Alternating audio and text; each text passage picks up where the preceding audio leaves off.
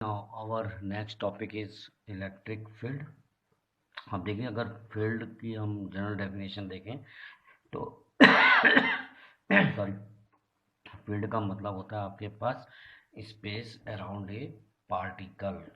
जो स्पेस होगा, कोई भी पार्टिकल है उसके चारों तरफ का जो स्पेस होता है आपके पास, उसको हम फील्ड कहते हैं। ठीक है, जहाँ तक कि उसका इन्फ्लुएंस रहेगा, जहाँ तक उसका प्रभाव रहेगा, that is known as the field. वो फील्ड कहलाता है आपके पास। तो एक जनरल टर्म में फील्ड का मतलब हो गया स्पेस अराउंड ए पार्टिकल। अगर इलेक्ट्रिक फील्ड की बात की जाए तो इलेक्ट्रिक फील्ड में जो आपके पास चार्ज होता है, सपोज करिए कोई चार्ज आप क्यू ले रहे हैं, तो जो चार्ज क्यू होगा, वो चार्ज क्यू जो होगा सारी जगह अपनी सराउंडिंग्स में एक फील्ड क्रिएट करता है। और जब हम अनदर दूसरे चार्ज को उसके पास लेकर के आएंगे तो उसके ऊपर वो फील्ड जो होगा एक्ट होगा, और उसके कारण से एक फोर्स प्रोड्यूस होता है जिसको हम कहते हैं इलेक्ट्रोस्टैटिक फोर्स। ठीक है, तो कहने का मतलब ये होगा कि इलेक्ट्रोस्टैटिक जो इलेक्ट्रिक फील्ड जो होता है आपके पास, ये space around a charge particle होता है या सिस्टम ऑफ चार्जेस होता है, जिसमें अदर पार्टिकल्स होते हैं वो इलेक्ट्रोस्टैटिक फोर्स को एक्सपीरियंस करते हैं। तो बाय डेफिनेशन अगर इस फॉर्म में, डेफिनेशन फॉर्म में से लिखना चाहें तो इसको हम लिख सकते हैं। देखिए, इलेक्ट्रिक फील्ड में it is space around a charge, और system of charges within which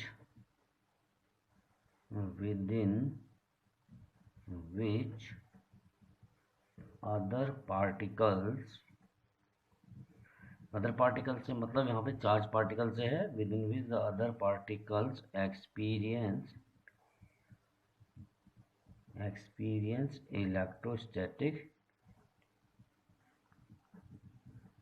electrostatic force. ठीक है, तो दूसरा charge particle electric force experience करेगा, उसको हम इलेक्ट्रिक फील्ड कहेंगे। ठीक, तो ये आपके पास इलेक्ट्रिक फील्ड होता है। तो ये इलेक्ट्रिक फील्ड की एक जनरल डेफिनेशन हुई। अब इलेक्ट्रिक फील्ड को जो है हमने दो कैटेगरी में डिवाइड किया गया है। एक आता है यूनिफॉर्म इलेक्ट्रिक फील्ड, एक आता है नॉन यूनिफॉर्म इलेक्ट्रिक फील्ड। दूसरी चीज़ हमने इसमें ये जो नोट करने की है, वो इस चीज़ का ध्यान रखेगा कि जो इलेक्ट्रिक फील्ड होता है आपके पास, वो इन्फिनिटी तक एक्सटेंड करता है, लेकिन प्रैक्टिकली अगर हम उसको देखें तो एक सर्टेन डिस्टेंस तक ही लिमिटेड होता है। ये जनरल प्रैक्टिकल फॉर्म में अगर हम उसको देखें, ठीक है, तो इसको भी आप नोट करके चलिएगा कि electric field extend up to infinity, बस practically it is limited to a certain distance, एक पर्टिकुलर डिस्टेंस तक ही वो लिमिटेड रहता है। अब हम कर लेते हैं इसके टाइप्स। तो यहाँ पे आप आ जाएगा आपके पास types of electric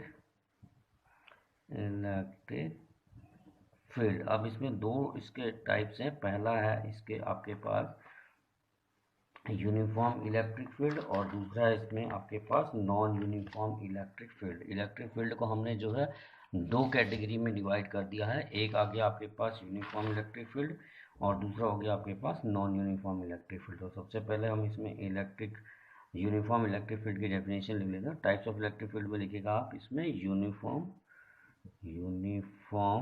electric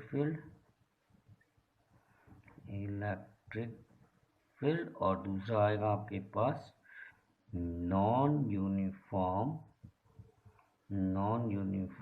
electric field. ठीक है, तो दो कैटेगरी हुई इसकी, यूनिफॉर्म नॉन यूनिफॉर्म। अब यूनिफॉर्म इलेक्ट्रिक फील्ड क्या, तो उसी पर सबसे पहले उसकी डेफिनेशन हम लिख लेंगे, यूनिफॉर्म इलेक्ट्रिक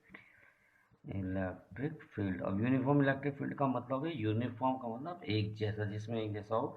तो अगर आपके पास फील्ड लाइंस एक दूसरे के पैरेलल है और इक्वल डिस्टेंस है, देखिए मैं यहाँ पे ड्रॉ कर रहा हूँ इसको, आपको इस तरह से इसको ड्रॉ करना है, ये आपके पास हो गया। अब यहाँ पे जो इलेक्ट्रिक फील्ड लाइंस हैं वो एक जैसी हैं और एक दूसरे से पैरेलल हैं और इक्वल डिस्टेंस पे हैं, तो इस टाइप का जो फील्ड होता है उसको हम कह देते हैं यूनिफॉर्म इलेक्ट्रिक फील्ड। तो अगर इसको डेफिनेशन फॉर्म में अगर हमें इसे लिखना हो तो इसमें हम लिखेंगे कि electric field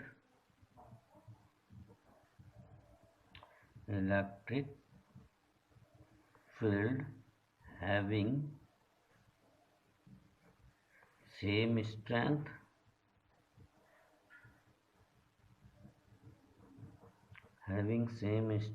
and same direction and same direction at every point in region, ठीक है, और एक पॉइंट पे अगर सेम है। और दूसरा आएगा आपके पास non uniform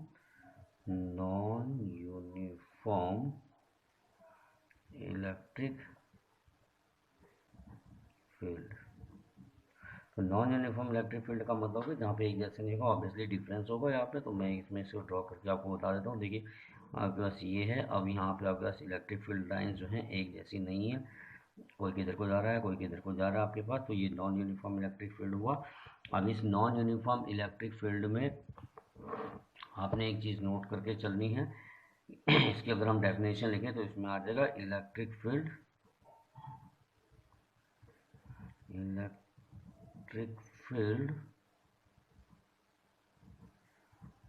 which has different strength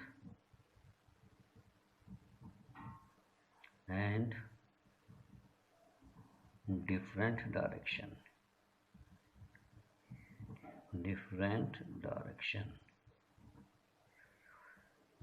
direction at different points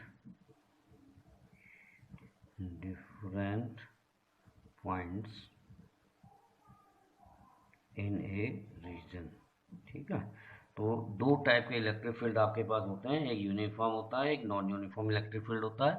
uniform में एक जैसे होगा, नॉन यूनिफॉर्म में थोड़ा वो डिफरेंट पॉइंट्स पे डिफरेंट हो जाएगा। तो आपके पास ये दो इलेक्ट्रिक फील्ड्स हो गए, दो इलेक्ट्रिक फील्ड्स आपको इसमें से ध्यान रखना है, ठीक है। अब क्वेश्चन अराइज होता है आपके पास कि इलेक्ट्रिक फील्ड को हम मेजर कैसे करके करेंगे, how we find the electric field intensity, यानी इलेक्ट्रिक फील्ड की इंटेंसिटी क्या होगी, उसको कैसे करके आप मेजर करते हैं। तो उसकी जो स्ट्रेंथ होती है, स्ट्रेंथ को मेजर कर देते हैं। सपोज करिए आपके पास ये चार्ज क्यू है, मैं यहाँ पे एक चार्ज ले लेता हूँ।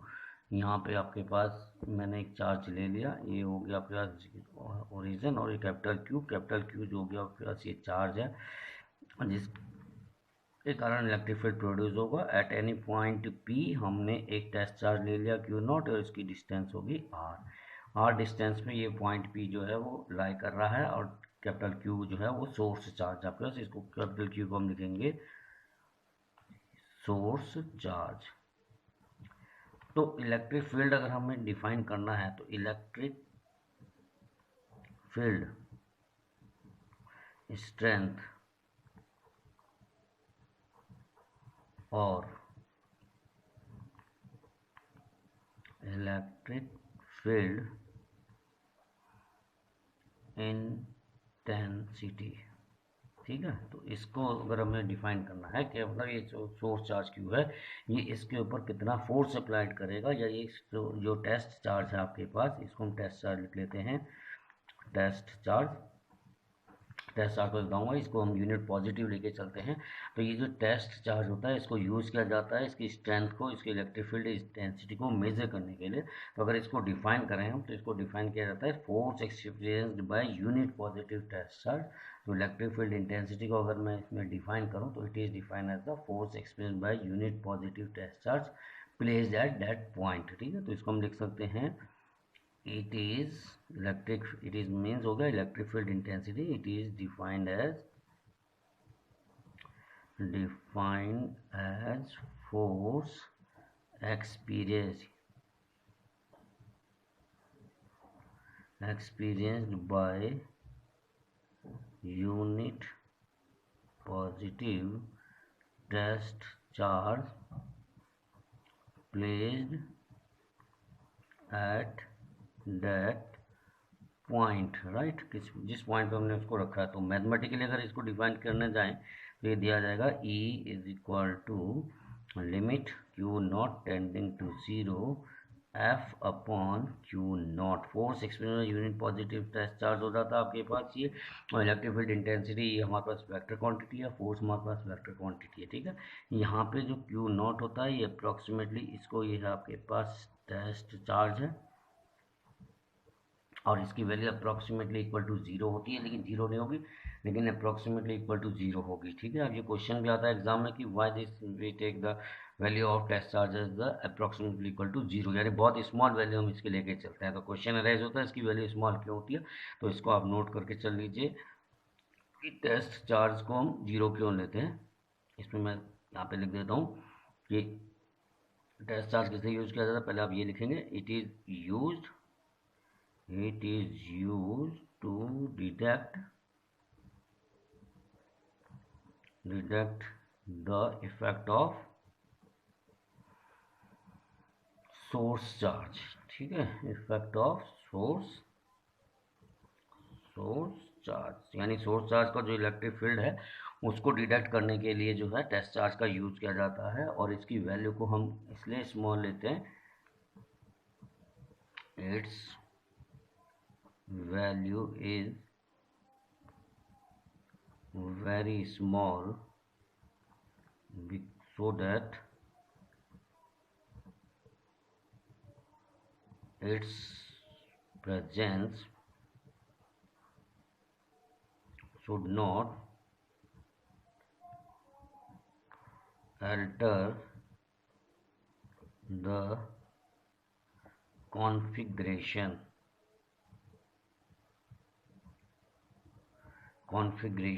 Of charge. ठीक है, जिससे कि वो उसके सोर्स चार्ज का जो इफेक्ट है, जो इलेक्ट्रिक फील्ड है, उसको डिस्टर्ब ना करे। क्योंकि ये देखिए आपके पास दोनों चार्ज हैं, एक पॉजिटिव क्यू है, एक दूसरा टेस्ट चार्ज है आपके पास। इन दोनों के बीच में according to the Coulomb's law force take place करेगा। ठीक है, तो ये चार्ज जो है क्यू नॉट चार्ज जो है, अगर ये हम ज़्यादा ले लेंगे तो ये कैपिटल क्यू जो चार्ज है उसको या तो रिपेल करेगा या अट्रैक्ट करेगा, अगर इसका मैग्नीट्यूड कैपिटल क्यू से बड़ा हो जाता है। तो that's why it will not possible for us to easily to measure the magnitude of the electric field of the electric field of the source charge। ठीक है, तो इलेक्ट्रिक फील्ड जो है सोर्स चार्ज का उसको हम फाइंड आउट नहीं कर पाएंगे, तो इसलिए उसको चेक करने के लिए जो हम टेस्ट चार्ज लेंगे उसकी वैल्यू हमेशा स्मॉल होनी चाहिए। ठीक है, ये क्वेश्चन आता है इंपॉर्टेंट क्वेश्चन, तो इसको आपने याद रख करके चलना है। अब इसमें क्वेश्चन ये तो गया टेस्ट चार्ज। अब आ जाते हैं इसकी जो यूनिट क्या होती है आपके पास इलेक्ट्रिक फील्ड की। तो इलेक्ट्रिक फील्ड की अगर हम यूनिट निकालना चाहें तो इसकी यूनिट देखिए, जो फोर्स होता है आपके पास उसको मेजर किया जाता है न्यूटन में, और क्यू नॉट को मेजर किया जाता है, चार्ज है तो इसको मेजर करते हैं कूलम में, तो इसकी यूनिट होती है न्यूटन पर कूलम। तो हम यहाँ देखेंगे unit of electric field is Newton पर कूलम। ठीक है, और इसका एक और नाम है, उसको भी याद रखिएगा, that is known as volt per metre और वोल्ट पर मीटर। अब एग्जाम में क्वेश्चन भी आता है आपके पास कि जो volt per metre give the another unit of the electric field, तो इलेक्ट्रिक फील्ड की जो दूसरी यूनिट है वो क्या होगी, that is the volt per metre. तो दोनों याद रखिएगा, न्यूटन पर कूलम जनरली जाना ही जाता है, लेकिन दूसरी यूनिट भी याद रखिए, वोल्ट पर मीटर को, न्यूटन पर कूलम को हम वोल्ट पर मीटर भी लिख सकते हैं। तो इलेक्ट्रिक फील्ड की जो है ये यूनिट होगी न्यूटन पर कूलम या वोल्ट पर मीटर। ठीक है, और जो दूसरी चीज इंपॉर्टेंट चीज है वो ये है कि इलेक्ट्रिक फील्ड जो है वो वेक्टर क्वांटिटी है। तो ये भी आप नोट कर लीजिएगा कि it is a vector quantity. तो इलेक्ट्रिक फील्ड इंटेंसिटी जो होती है वो एक वेक्टर क्वांटिटी है आपके पास। ठीक है, तो ये तो था आपके पास इलेक्ट्रिक फील्ड क्या होता है और इलेक्ट्रिक फील्ड को हम मेजर कैसे करते हैं। तो इलेक्ट्रिक फील्ड इंटेंसिटी की हेल्प से उसको हम मेजर करेंगे। ये इलेक्ट्रिक फील्ड की वैल्यूज आपके पास आ गई। अब हमारे पास क्वेश्चन अराइज होता है कि इलेक्ट्रिक फील्ड अगर हम किसी पॉइंट सोर्स पे निकालना चाहें due to a point charge, तो हम उसको किस तरह से फाइंड आउट करेंगे। ठीक है, तो उसमें हम लिख के चलेंगे electric field due to a point charge. Electric field intensity due to a point charge. ठीक है, इलेक्ट्रिक फील्ड इंटेंसिटी निकालने है पॉइंट चार्ज के लिए। मान लीजिए आपके पास ये कोई सोर्स चार्ज Q है, मान लीजिए आपके पास ये पॉइंट O है और यहाँ पे सोर्स चार्ज Q है at a distance of R। Again at the point P we take a test charge Q not. अब हमें इसकी इलेक्ट्रिक फील्ड इंटेंसिटी निकालनी है, तो यहाँ से आप लिखेंगे लेट अस कंसीडर, देखिए इसमें लैंग्वेज लिखनी जरूरी होती है, तो आप इसको लिख लीजिएगा कि let us consider a charge Q placed at the point O that is at the origin. चलिए मैं लिख देता हूँ उसमें कि late Q be the source charge and at point P Q naught be unit positive test charge placed at distance r, right. तो अब आपको electric field intensity find out करनी है, तो हम मान लेंगे कि let E be the electric field intensity, right? Electric field intensity, and then according to the electric field intensity, according to electric field intensity, electric field intensity according आपके पास क्या होता है, E is equal to F upon Q not. ये आपके पास electric intensity formula होता है। F जो है यहाँ पे आपके पास फोर्स है, तो according to the Coulomb's law force की वैल्यू आपको मालूम है। F इज इक्वल टू होता है आपके पास 1/4πε0 Q इंटू क्यू, तो Q into q not upon r square, ये आ जाएगा आपके पास, आर स्क्वायर आ जाएगा। And here we know that the q not की वैल्यूज को हमने यूनिट पॉजिटिव यानी 1 लेके चले हैं, तो ये F की वैल्यूज आ जाएगी आपके पास, in place of Q naught you can write 1 और क्यू नॉट भी इसको लेके चलते हैं, तो ये वैल्यू जाएगी F is equal to Q not upon 4πε0 R square, right. अब इलेक्ट्रिक फील्ड की वैल्यू होती है E is equal to F upon Q naught. F की जगह हम रख देंगे Q into Q upon 4πε0 R square, और नीचे एक क्यू नॉट हमारे पास फॉर्मूले के से हमारे पास पहले से है, तो हमारे पास इलेक्ट्रिक फील्ड इंटेंसिटी की वैल्यू आ जाएगी Q अपॉन 4πε0 आर स्क्वायर, ठीक है। और इसी चीज़ को आप जो है वेक्टर फॉर्म में लिख सकते हैं। इन वेक्टर फॉर्म में अगर हम इसको लिखना चाहें, क्योंकि इलेक्ट्रिक क्वांटिटी ये वेक्टर क्वांटिटी है, तो इसको लिखा जा सकता है E is equal to Q upon 4πε0 R square, और यहाँ पे आपके पास यूनिट वेक्टर आ जाएगा, ठीक है। तो इलेक्ट्रिक फील्ड इंटेंसिटी जो होती है आपके पास वो डिपेंड करती है डिस्टेंस के ऊपर, ठीक है। इलेक्ट्रिक फील्ड जो इंटेंसिटी होगी, इसको याद रखिएगा कि electric field intensity depends upon the distance, वो डिस्टेंस के ऊपर डिपेंड करेगी। अब क्योंकि ये डिस्टेंस के ऊपर डिपेंड करती है, मैग्नीट्यूड के ऊपर, इसके जो टेस्ट चार्ज है उसके ऊपर डिपेंड नहीं करेगा, खाली डिस्टेंस के ऊपर डिपेंड करती है। तो एक सिंगल चार्ज के लिए इसकी जो वैल्यू होगी आपके पास, that will be the symmetric in nature, ठीक है। तो आप अब इसको नोट करके चलेंगे हम इसको कि इलेक्ट्रिक फील्ड इंटेंसिटी, यहाँ पे हम नोट करेंगे इसको, electric field intensity due to source charge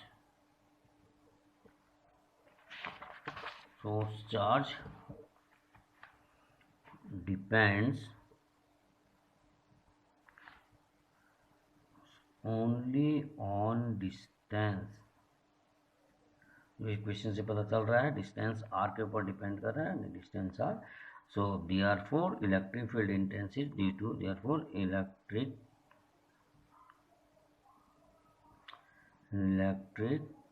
field intensity due to single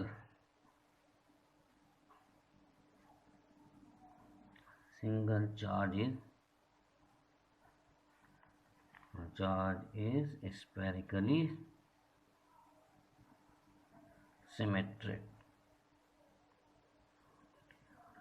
in nature, ठीक है। तो ये सिमेट्रिक इन नेचर है, ये आपको याद रख के चलना है, ठीक है। दूसरा ये चीज़ आप इसमें से इसको नोट करके चलिएगा, ठीक।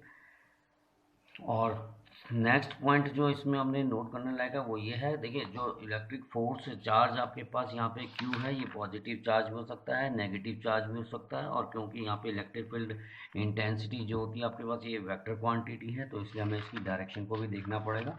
तो अगर आपके पास पॉजिटिव चार्ज है तो direction of force for positive charge जो होगी आपके पास वो सेम हो जाएगी as direction of electric field. और अगर आपके पास नेगेटिव चार्ज है तो डायरेक्शन ऑफ फोर्स जो होगी वो opposite to the direction of electric field होगा। इन दोनों पॉइंट्स को भी आप याद करके चलिएगा। तो हम इसको लिख लेते हैं, डायरेक्शन पॉइंट आप नोट करेंगे कि direction of force for positive charge will be same as direction of electric field and direction of force for negative charge will be opposite to direction of electric field. ठीक है, तो ये points भी आपने note करके चलना है कि जो डायरेक्शंस होती है फोर्स की पॉजिटिव चार्ज के लिए वो सेम हो गया डायरेक्शन ऑफ इलेक्ट्रिक फील्ड, और जो नेगेटिव चार्ज होगा वो इसके लिए अपोजिट होगी डायरेक्शन ऑफ इलेक्ट्रिक फील्ड की। ठीक है, तो ये हो गया। दूसरा, अब इसमें वेरिएशन कभी कभी ये ग्राफ भी पूछता है इसमें, तो हम यहाँ पे इसमें ग्राफ ड्रॉ करेंगे, लिखेंगे वेरिएशन, नोट करें थर्ड पॉइंट है इसका ये, variation of electric field intensity with, देखिए किसी से वेरी करता है डिस्टेंस के अकॉर्डिंग, तो लिखेंगे विद 1/r² एंड r², ये दोनों डिस्टेंसेस हैं। तो इनके जो ग्राफ अगर हम प्लॉट करें then we will find that in case of 1/r² the graph will be the straight line, ये y एक्सिस हो जाएगी, ये हो गया, ये आपके पास x एक्सिस होगी। और अगर हम 1/r² के फॉर्म में लें तो जो ग्राफ आता है वो स्ट्रेट लाइन आएगा। और अगर आपके पास, ये मैं ए ग्राफ बना देता हूँ और ये मेरे पास हमारे पास बी ग्राफ है, तो अगर हम यहाँ पे r² को हम खाली लेके चलें, खाली r² में इलेक्ट्रिक फील्ड को, तो ये वेरी करता है आपके पास r² के लिए, ये इनवर्सली प्रोपोर्शनल है, तो ये एक कर्व की फॉर्म में आएगा। तो ये दोनों पॉइंट्स आपको याद रखने पड़ेंगे कि इसके लिए इलेक्ट्रिक फील्ड इंटेंसिटी जो होगी आपके पास वो इस तरह से वेरी करती है। ठीक है,